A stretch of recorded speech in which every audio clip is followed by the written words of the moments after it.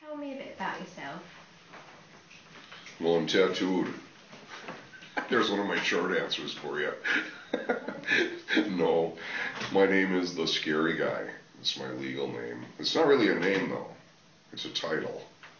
So I changed my name in 1998 from my old name, which I'm not going to repeat, because if you got to know, you can go to the Wikipedia and check it out, to the Scary Guy, and I changed my name because somebody gave me the name in a newspaper ad, because I'm an ex-tattoo artist. They ran an ad about me. A competitor, I don't even know who it was, he said, "Are you tired of dealing with scary guys with 4 facial tattoos?" When I read the ad, I thought, why would he say that about me? I'm a good guy. And I thought, well, I'll just get my hot rod Lincoln, find out where the guy lives, go to his house and run over his dog. That'll fix him. And I thought, no. I'm not a violent guy. I'm a good guy. And this is where my change came. I stepped up on my pedestal and I declared myself a good guy to all my friends. But when I was on the pedestal bragging about how great I was as a human, that's when my light flashed before me. And I realized I was a name caller and a hater, and I could stereotype and categorize people at will. And I masked my whole life in sarcasm and humor. With that realization, I wasn't very happy about who I really was. So 43 years I lived a lie calling myself a good guy.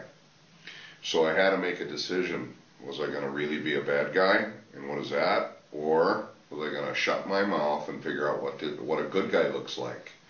And so for the last 14 years, I've been traveling the world trying to figure out who I am. And here I am in Essex, helping people figure out who they are and how to live a different kind of life. So tell me a bit more about what you're doing in Essex. Well, we were invited in by the Essex Police to work in some key schools, probably about 6 or 7 schools, to kick off the project in each one of these high schools.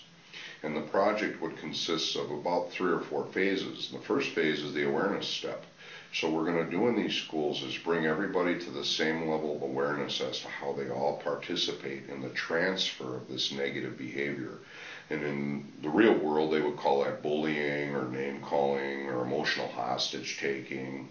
And so what I do is, rather than separating people out, oh, here's the bullies and here's the poor victims over here, no. We're going to keep everybody together, and we're going to show them this learned behavior, and that we're all involved in that process. And so they can each look inside themselves and figure out how they're operating. And then we put them all in the 7-day, 7-night challenge. And then I could put you on it too if you want to go on it. It's tough, but you have to tell me if you want to do it, because I don't want to hurt you. Go on then, tell me what's the 7 days. All right, for 7 days and 7 nights, don't say one negative word about another human on the planet. For 7 days, 7 nights, don't call another person a name other than their own. Even if you think the name you got in your brain is funny.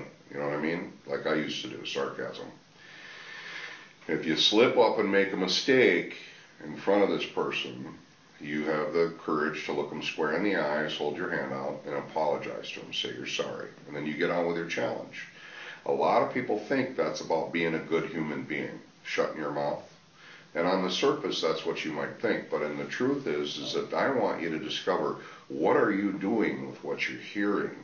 Are you simply taking it on and then regurgitating it back out and calling yours okay? Some people call it self-defense. I call it a lie. I call people that take on the negative and put it back out, I call them, they're being used and they're brainwashed by that person right next door to them.